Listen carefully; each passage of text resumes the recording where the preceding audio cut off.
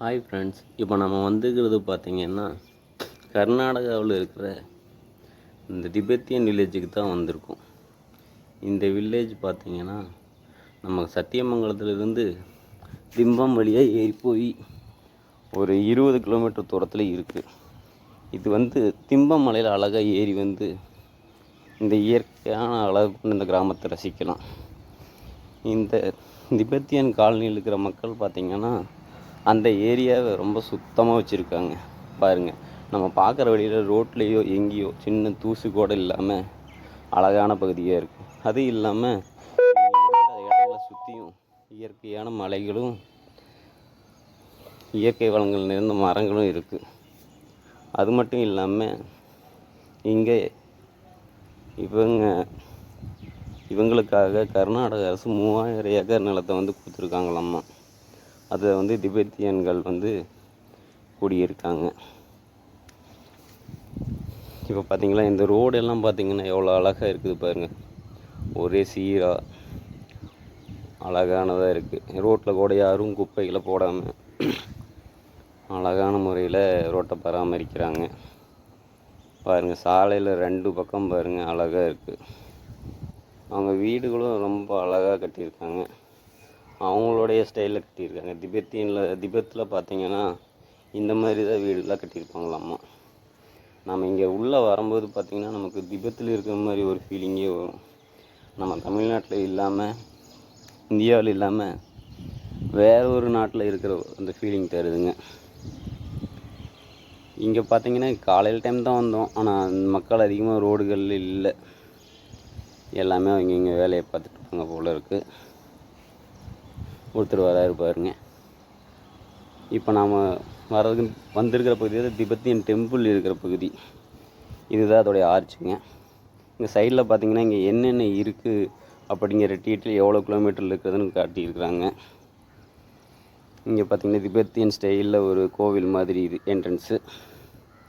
அப்படியே நாம் நேராக போகலாம். இதில் ஸ்ட்ரெயிட்டாக போனோம்னா திபெத்தியன் டெம்பிள் வரும், மங்கெல்லாம் வரும் அப்படின்னு சொன்னாங்க. அதனால் நம்ம ஸ்ட்ரெயிட்டாக போய்ட்டுருக்கோம். இங்கேயும் பாருங்கள், இங்கே பார்த்திங்கன்னா யூ வில்லேஜ், எம் வில்லேஜ்னு வில்லேஜுக்கு தனித்தனி பேராக வச்சுருக்காங்க. இது ஒரு நீண்ட பயணம் தானுங்க. பாருங்கள், திபெத்தில் இருக்கிறவங்க சைக்கிளில் போகிறாங்க. இவங்க எல்லாமே திபெத்தியன் மக்கள் தான். இப்போ நடந்து போயிட்டுருக்கிறது கூட இங்கே திபெத்தில் இருக்கிற பீப்புள் தான். திபெத்தில் இருந்து இவங்க அந்த திபெத்துக்கும் சீனாவுக்கும் பிரச்சனை வரும்போது இங்கே தங்கினவங்க இங்கேயே ஸ்டே பண்ணி இருந்துட்டாங்க. இவங்களுடைய குரு பார்த்திங்கன்னா தலாய் லாமா. அவர் அருணாச்சல பிரதேசத்தில் இருக்கார். இது மாதிரி நிறைய அங்கங்கே வச்சுருக்காங்க இவங்க இந்த கற்சிலைகள். பாருங்கள், அவங்க இருக்கிற இடத்த சுற்றியும் எவ்வளோ இயற்கையாக இருக்குதுன்னு. நம்ம ஊரில் நம்ம இது மாதிரி இயற்கையாக நம்ம வச்சுருக்கணுமா என்ன? இதுதான் பார்த்திங்கன்னா ஃபஸ்ட்டு முன்னாடி என்ட்ரன்ஸ்லேயே இருக்கிற திபெத்தியன் மாங்குன்னு சொல்லுவாங்க. இங்கே பார்த்திங்கன்னா ஸ்டூடெண்ட்ஸ் எல்லாம் தங்கி இருந்து படிச்சுட்ருப்பாங்க. இது ஒவ்வொன்றுத்தும் இது கோவில் மாதிரி கட்டியிருக்காங்கல்லங்க. ஒவ்வொன்றும் ஒவ்வொரு மந்திரங்கள் அப்படின்னு சொல்கிறாங்க. ஒவ்வொரு குருமார்கள் அவங்களுடைய ஃபோட்டோ மேலே கண்ணாடியில் இருக்கும், தெரியுதுங்களா? அதில் இருக்கும். அப்படியே நம்ம உள்ளே போகிறோம் கோவிலுக்குள்ளே. இந்த திபெத்தியன் கோயில் போகிற வழியே பாருங்கள், நம்ம ஹாலிவுட் படத்தில், சைனா படத்துலலாம் பார்ப்போம்ல, அந்த மாதிரியான ஒரு கட்டட அமைப்புகள் இருக்குது. மிகவும் நேர்த்தியான கட்டடக்கலையை வச்சு இவங்க கட்டியிருக்காங்க. இங்கெல்லாம் அங்கே படிக்கிற ஸ்டூடெண்ட்ஸ் தங்கியிருக்கிற ஹாஸ்டல் போல் இருக்குங்க. இங்கே எல்லாத்துக்குமே அந்த படத்தில் காட்டுற மாதிரி மொட்டை அடித்து தான் வச்சுருக்காங்க. அவங்க கலாச்சாரம் போல் இருக்குது. பாருங்கள், இதோட கட்டடமெல்லாம் எவ்வளோ அழகாக அருமையாக இருக்குன்னு. சுற்றியும் மலைகள் தான், இயற்கையானது. இந்த கட்டடம் புதுசாக கட்டிகிட்டு இருக்காங்களாம்மா.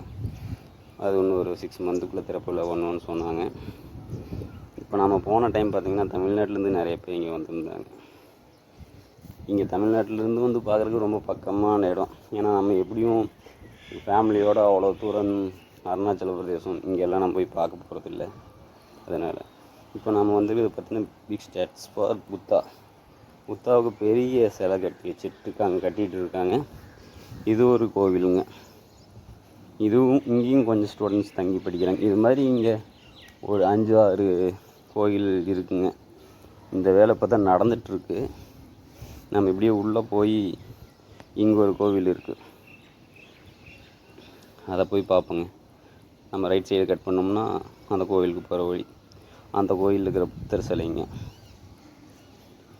அமைதியாக இருக்குது. நம்ம போன டைம் லஞ்ச் டைமுங்காட்டி அங்கெல்லாம் பூட்டிகிட்டு போயிட்டாங்க. அதனால் நம்ம வெளியிலிருந்து தான் இது எடுக்கிற மாதிரி இருந்துச்சு. உள்ளே பார்த்திங்கன்னா அழகாக இருக்குது. புத்தர், அவங்களோட சீடர் சிலைகள் இதெல்லாம் வச்சுருக்காங்க.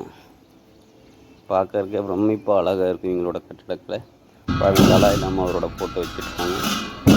இப்போ இந்த கோயில் ஓப்பன் பண்ணிட்டு நம்ம உள்ளே போய் இதை பார்க்கலாம்.